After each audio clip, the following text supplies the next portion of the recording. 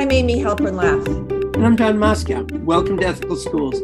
Our guest today is Al Kurland, longtime youth worker in Upper Manhattan and author of the forthcoming book, The Soul of Adolescence Aligns with the Heart of Democracy. Orphans, Rebels, and Civic Lovers Unite. Welcome, Al. Thank you so much for having me and including me in your family of philosophers and social change agents. You're totally welcome. Thank you for joining us. You've worked with young people in Washington Heights for over 40 years. Tell us about the community and its youth.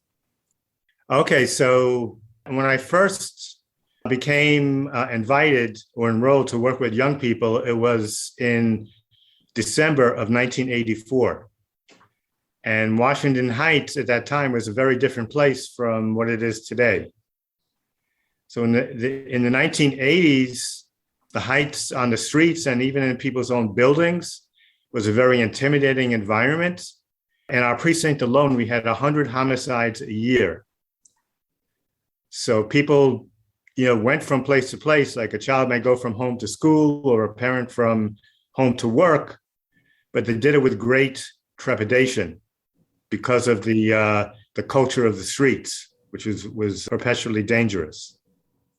That was one factor that's different from today. And the second factor is I initially was working or volunteering with a community-based organization that was totally adult-oriented. It was called the Riverside Heights Security Association. And we were basically formed to address the issue of violence and public safety at the time. And all of us were adults. And in the course of our meetings, it came up that we were not addressing the needs of young people. Because people knew I had worked with youth before, but not at a community-based level. I had been at first a teacher and then a supervisor in special education. I had done that for 22 years. They asked me to write a proposal to create a new program in the southern portion of the Heights, what we call the Southern Heights. And that got funded, and we opened as after-school program on a budget of $9,100 per year, which means staff didn't get paid. I didn't get paid. I retained my job, at the school in Queens, and then came to volunteer as a quote unquote executive director for this organization. And within a few months, our enrollment at the school, PS 128 in the northern Manhattan, was 140 young people, about 20 of whom were young teens and high school teens who attended the program and also doubled as volunteer staff. So in essence, according to the rules, the Office of Children and Family Services and the Department of Health, we were, without a doubt, the most illegal youth program functioning because nobody except for myself was over the age of 18, except for Coach Dave, who could not join the program on board because he had his own program, but he actually trained the teenagers on what to do and told them to listen to me no matter what, no matter how experimental and clueless I appeared, because I had never done street programs before, with youth. So that was the beginnings. Today, the Heights, still is a challenged community. We have a large portion of the population, that lives at poverty or near poverty levels, but we also have a new population, coming from gentrified ranks. So whereas before our precinct had 100 homicides a year, I think we had one homicide last year. And, levels of violence, whether it's, street shootings, robberies, significantly down, still a concern. It's always a concern, especially in these times of isolation, but nothing approaching the atmosphere that existed when the program began. What did you do that made the program so successful? Okay, thank you for that question. So the first thing I did is, in addition to working in adult programs and serving on the community board and being a member of a small Democratic club, I reached out to the son of one of the executive members, Dave Crenshaw, who was the executive director of the Dreamers, at the bequest of his father, Richard Crenshaw, who had been serving as an executive member for the Democratic Club. And he said, look, my son is barely out of high school, but he's also running a program, very successfully. He said he has no money, but he has vision, and he has the allegiance of a lot of young people that would follow him into the fire. And he has his own methodology in running the program. So I met with Coach Dave, and we talked, at several meetings, and he agreed to come on board as an outside advisor and be the person that makes sure that the teen volunteer staff receives continuous training. He gets feedback from the teens, he gets feedback from me, and together we work out how to make a teen volunteer staff in running the organization. The second approach I used is at the time, the city had in place people they called youth coordinators. They were kind of a hybrid hire, 50% from the local community board and 50% for what was then called the Department of Youth Services. And their job was to function as technical assistants and liaisons from the community board and from the city to make sure that newly founded youth organizations are finding their way. And the first thing he told me after he observed my program a couple of times is, he told me, I really like what you're doing, but two things. You were operating in an atmosphere of what he called controlled chaos. There's a lot of creative energy, but you need outside partners to help you create structure and stability, for what you're doing. So you need to have partners come in to run components within the program. So that's what I did. I initially went to the Washington Heights and Inwood Development Corporation, and they had a training component where they would have not only lectures, but videotape experiences for the teenagers on how to define themselves through resumes and doing interviews. I also partnered with St. Catherine's Church, which had its own teen pregnancy and, personal responsibility component. And they had, well-experienced trainers. So they would come in once a week.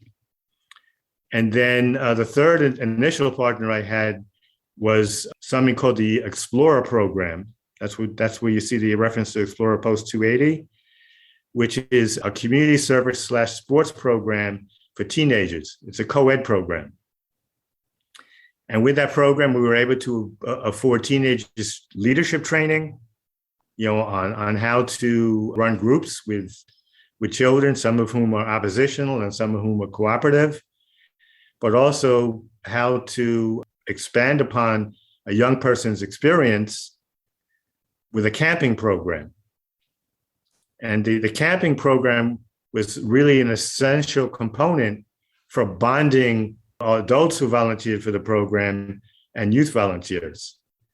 Because we would be out in the middle of the woods, with a roaring fire and flashlights, and dependent on making sure we collected firewood in order to stay warm, and cooking our own food.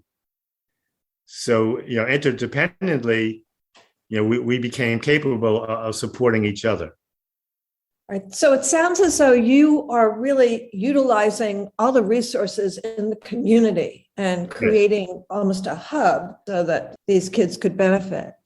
You mentioned the word dreamers, and perhaps you could differentiate between what dreamers means to us now and what the dreamers that you're talking about. When Coach Dave founded the Dreamers, he based the operation of the program based on partially on his own personal experience of moving from what he called tunnel vision and negative expectations to having a broadened perspective and changing the story he tells himself about himself and the story he sees in others from one of being negative to being positive. So part of his personal experience is when he was getting ready to go to high school, he was accepted into the Hunter High School program. As part of the class, he was among the first males in a co-ed class at Hunter High School. It had been all girls up until the year he was accepted. And initially, he was a little bit apprehensive. He had to have people encourage him to go because he was going to experience a culture totally different from everything he knew. And after he got down there, it was the staff at Hunter High, but also his classmates that changed his opinion, not only about who they are, but also changed Dave's approach to who he is. He wasn't, a successful student just operating in a trying culture in the Heights, but he was exposed to people that expanded his horizons. So one example is at the time Hunter College High School had clubs, and a few students wanted to form a club for gays and lesbians.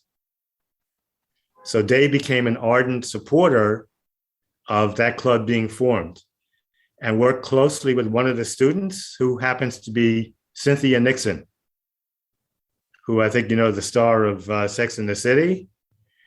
And Cynthia still occasionally comes back to the community to speak on behalf of Coach Dave and the Dreamer program, because she still appreciates his initial efforts from their high school days. So Dave, in putting together the program, understands that young people have tunnel vision because they kind of see life through the lens of what they experience in their families, on the streets, and whatever experiences that they have in the school. And that they need to be exposed to experiences that expand their viewpoint and also help them to change the stories about themselves. So for instance, a typical phrase I would hear from a lot of young men in the community is, I don't think I'll live to see the age of 30. So why should I invest myself in a future that doesn't exist? And I was really stunned, by hearing that, stunned and disturbed. And it took a lot of dialogue and a lot of programming where young people saw there was an alternative way of living to get them to change their story about themselves. And a lot of these young people actually became peer leaders for other young people in helping them to change their stories also. What was that process? I mean, how does somebody who in their teens thinks they're not going to make it to 30 come to see that they not only can and will, but then go on to be successful at what they want to be doing?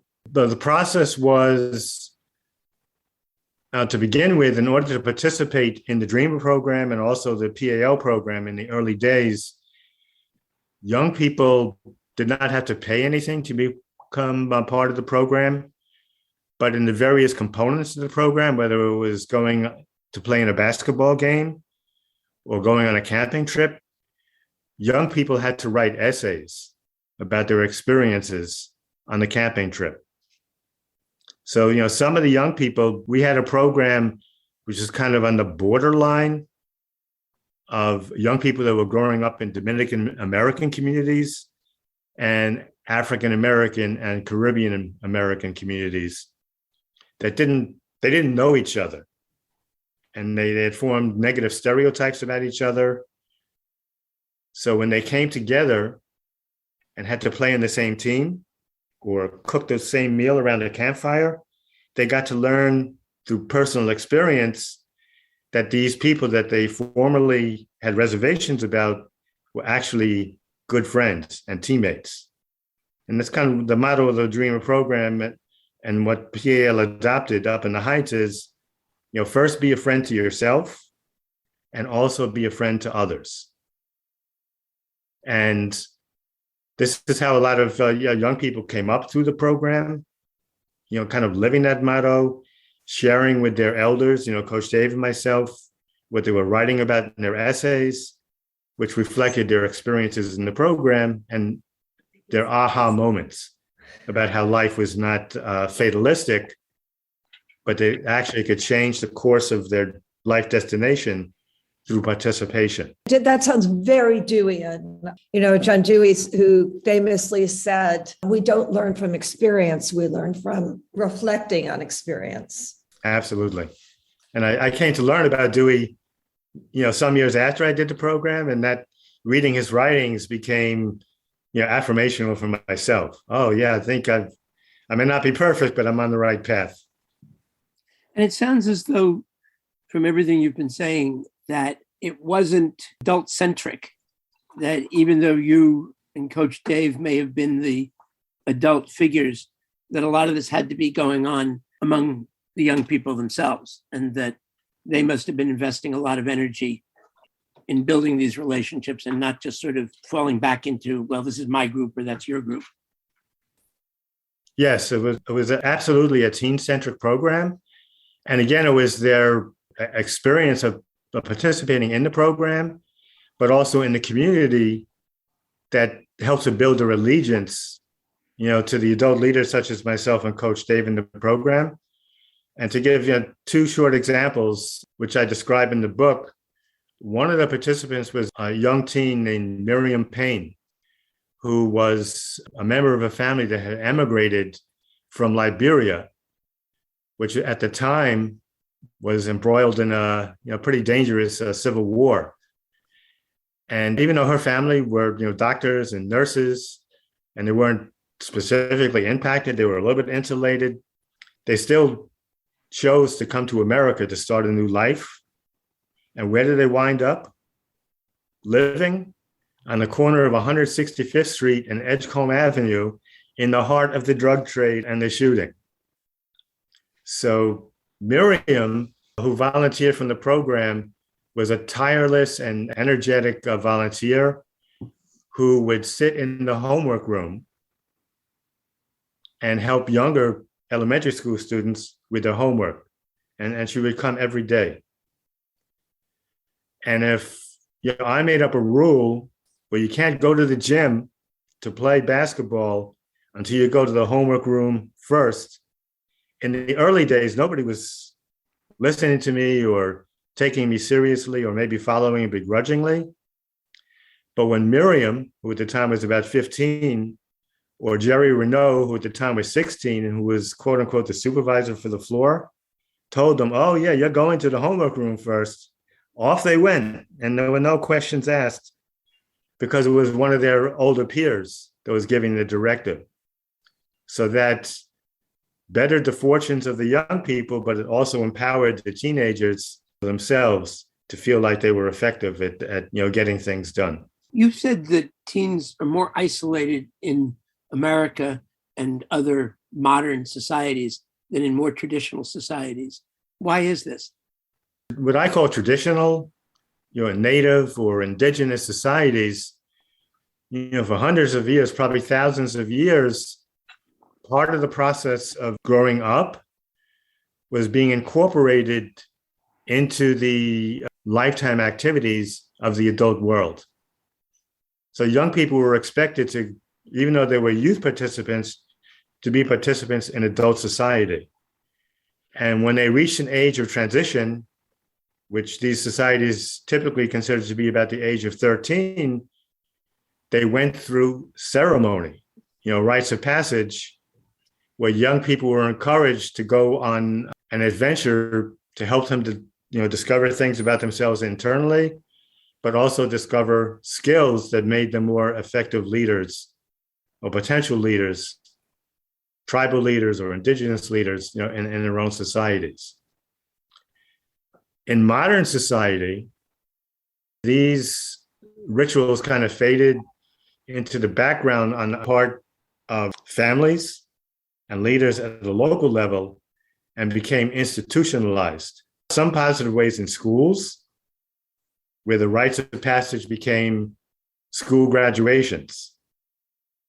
Or if they were after high school, it might be ROTC and becoming inducted, into the military. So these rites of passage did not necessarily serve the positive internal assets of young people, but they were kind of used as tokens to serve the larger interests, whether it was the military or requirements by business and corporations to kind of look to these outside agencies as determinant of what it meant, to be an adult. I think that these represented social, emotional challenges. Well, they still do for young people in this transition of becoming an adult. I see this as 4 kind of meta choices. The first is, are they to remain invisible to adults for who they really are with their own life purpose and the reason they have for moving forward? Or are they going to gradually become visible to adults? And the way they do that is by choosing not to stay silent, but to become heard. And I'll give one brief example, again, with Miriam Payne. She was by nature a very quiet teen. But when the organization decided to embark on a campaign to address the community board to get better services for a local park at Edgecombe and 165th Street that we called the Pit, we did so because the Pit was a very neglected public space. Whereas other parks in the neighborhood had flower beds and elaborately, developed ecological pleasing schemes. In the Pit, it was broken asphalt, no parking house, and hundreds of needles scattered throughout the grounds.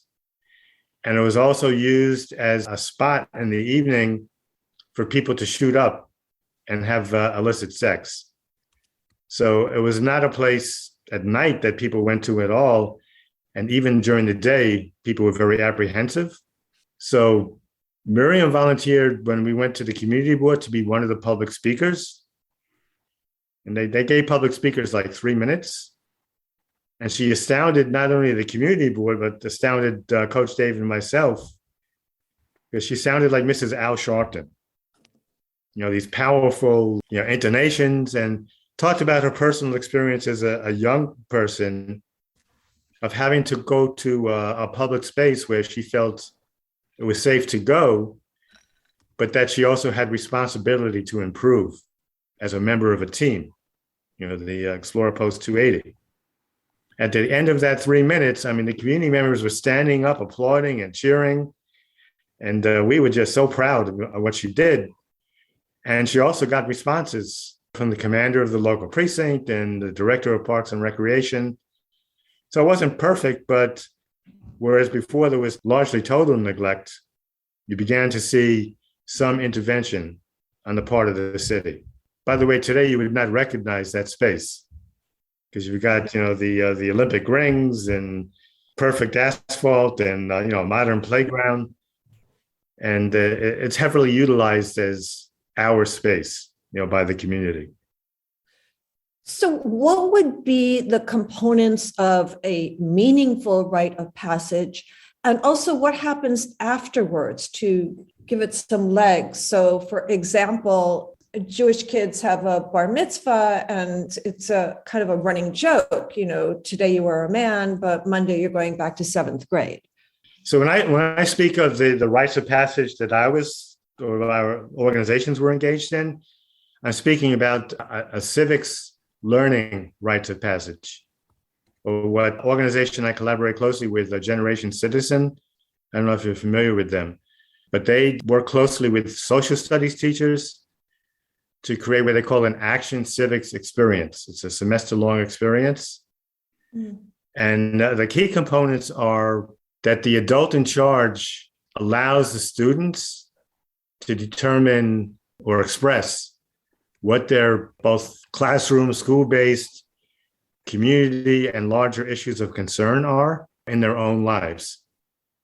So young people tend to formulate issues a lot because we're working in underserved schools about not having the proper resources or even necessarily the teachers that are certified in subject areas such as math and science areas, lack of having access to advanced progress courses in high school, but also having experiences as young and as elementary school in doing community service, okay, and affecting change even in their own schools. So it's listening to the youth agenda, and as importantly, allowing youth to formulate, lead, and direct the response to the needs, of that agenda. It begins with conceptualizing, what the campaign is to be, which includes student voice. And it's also managing the campaign and assessing the campaign for its successes and its obstacles so they can affect adaptation in the future. And if I could, I'd give one brief example of this approach that was used in Florida, and it's talked about in a book called Join the Club by Tina Rosenberg. And it had to do with the issue of teen smoking. So the state of Florida, through the early 90s, had adult-led campaigns, which basically utilized informational approaches and scare tactics in an attempt to reduce the rates of teen smoking. And it wasn't working. The levels were staying, plateaued. But someone who had been exposed to youth-centered approach, to problem solving, said that our problem is we're considering teens to be the problem when they need to be the problem solvers. So we have to enlist teenagers to both design a campaign, do the outreach, and do the assessment of how the campaign works. So they went to all the high schools and even middle schools in Florida and created clubs, what they called, get the smoke out of your eyes campaigns, where they approached adults to change their opinion of the efficacy of young people. And they also approached institutions that supported smoking habits, like local bodegas and the tobacco industry itself.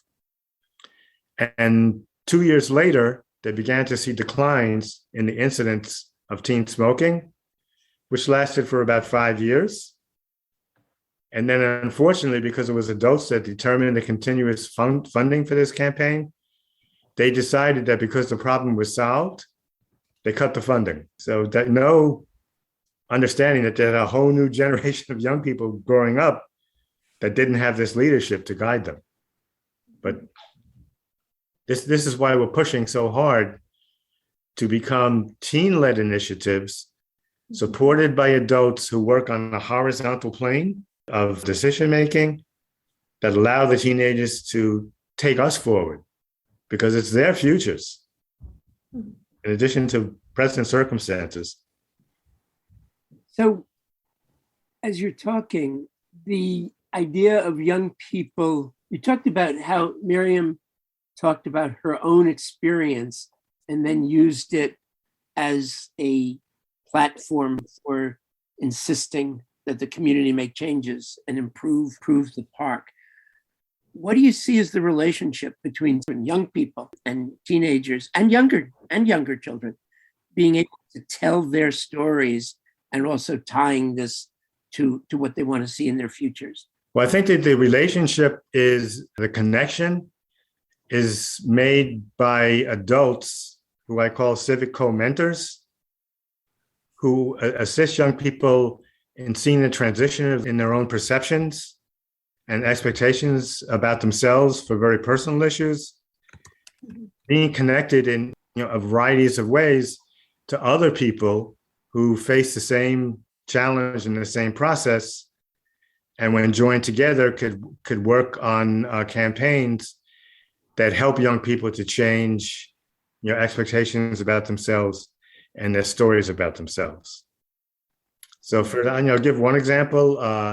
Inaya, who's also addressed in the book, who had been a child, single parent family, mother having substantial challenges and expressing very negative expectations about Inaya, which led her to make choices which many people in the field call self-sabotaging choices.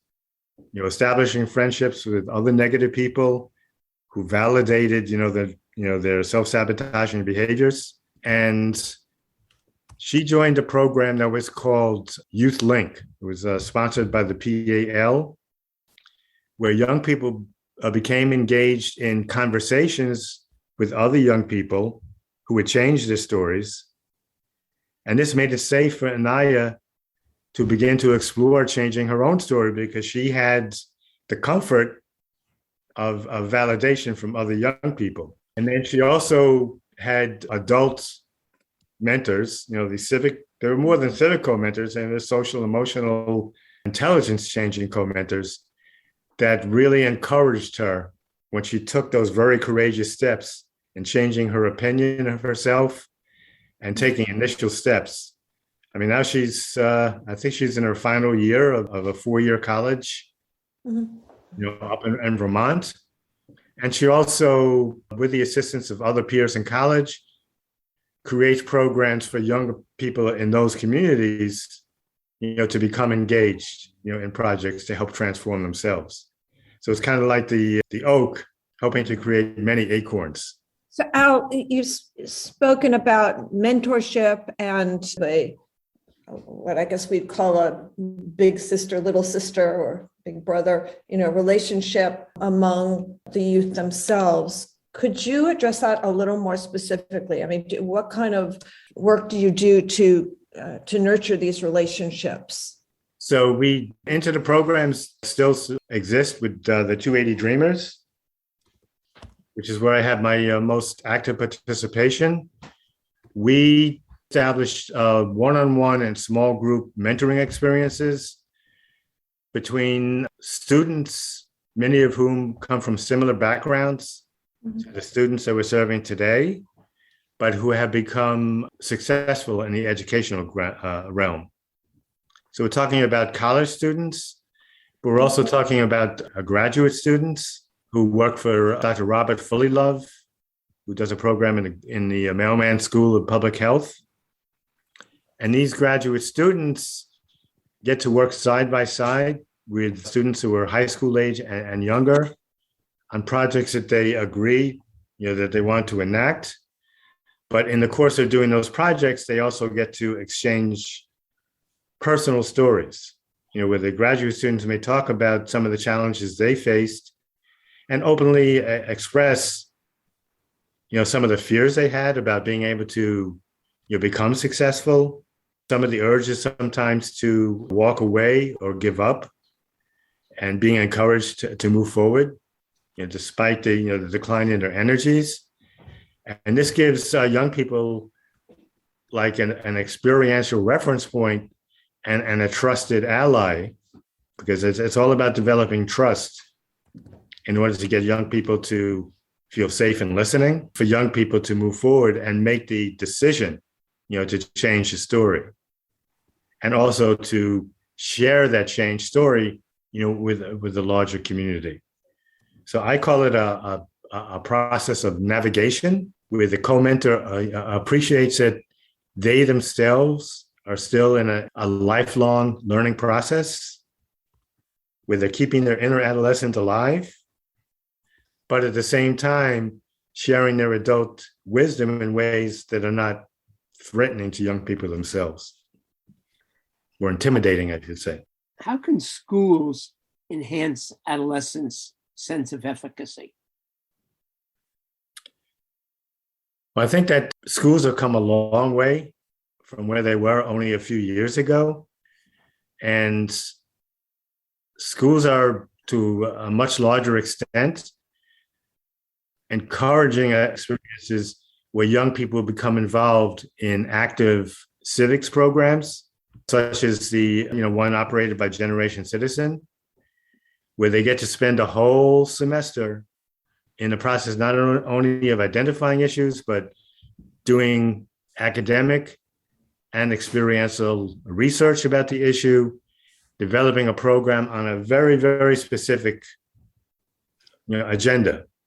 So, for instance, you have organizations like Teens for Food Justice that work in middle schools, have complaints about the school menu, and actually change the choices that school administrations make into making menus more healthful, less high saturated fat, less sugar, et cetera, et cetera, and having those menus adopted by the school.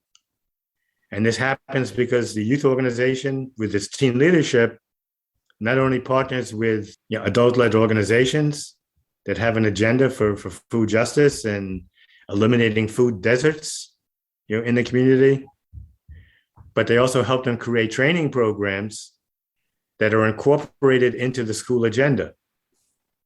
So what used to be called maybe a hygiene course is now expanded into a civics course that incorporates best habits for young people to not only adopt, but have the opportunity to become enrolled in their own school experience.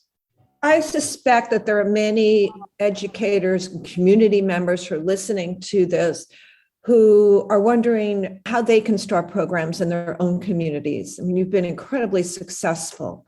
What would you suggest for someone who is interested in putting together their own program? Well, I would suggest, as a self-serving starting point, read my book. Because the way the book is constructed, the book does four things. The first thing it does is it gives a peek at how three life experiences, which could have been a source of paralysis or negative expectations, became transformed into positive ones. So the first experience was the experience I had with a high school teacher that I deeply trusted, who asked us to change the narrative of a short story. And the anthology she used were all militaristic stories about soldiers and war stories, and how this shaped the future of the country. And this particular story focused on a group of Japanese soldiers that are captured by American soldiers, and they're put in temporary jails, and then they're transported to camps once their countries are quote unquote liberated. And I changed the ending to the story, where I said there was a huge typhoon that hit that island that destroyed all the encampments, destroyed the food supplies, and made it necessary for Japanese soldiers and American soldiers to cooperate, A, just staying alive with all these winds and pouring rain, and B, on finding alternative food sources until the ships arrived. Mm-hmm. So obviously the Japanese soldiers were still under guard, at gunpoint. But in the minds of American soldiers, they got to perceive the Japanese in a different way. Mm-hmm. And everybody survived because they cooperated. What happened is, when I read that changed excerpt to the class, the teacher stood up in a rage, told me my story was communist junk. Remember, this was like the 1960s. And reduced my semester grade from 90 to 75. My parents tried to fight this and couldn't. So I use that in two ways. A, to remind people that this was still a trusted teacher that exposed me to a lot of positive experiences that had one really serious snafu for me. Mm-hmm. But what needed to be understood was that today teachers and students are developing the ability to challenge inappropriate censorship. And that they should use these channels to challenge censorship where it's not appropriate, and change the expectations of institutions and also adults about what their right is to express themselves. So I'll stop there, because otherwise I'll talk forever. I'll just stop with that one story. Second point is I have a lot of references to other youth organizations in the book, from Generation Citizen to Teens for Food Justice and Teens Take Charge, to the youth groups that started in the Parkland High School in Florida. And as I've discovered only this morning, I am rediscovering what you people are doing with their young ethicists, who are exploring and determining paths forward for addressing issues that are important to them. My hope would be to connect not only through the book, but through developing a web page, connecting people that want to find out, how do I start a program? So connect them to Generation Citizen that has already successfully changed hundreds of middle school and high school classrooms in 8 cities in the United States, including Oklahoma and Texas. Visit the resource page. Thank you so much, Al Kurland. And we will include, if it's okay with you, on our website a way that people can contact you if they'd like to. Yes. That works for you. But this has been really very, very interesting. Thank you. And thank you, listeners. If you enjoyed this podcast, please share it with a friend or colleague. Subscribe wherever you get your podcasts and give us a rating or a review. This helps others to find the show. Check out our website, ethicalschools.org, for more episodes and articles, and to subscribe to our monthly emails.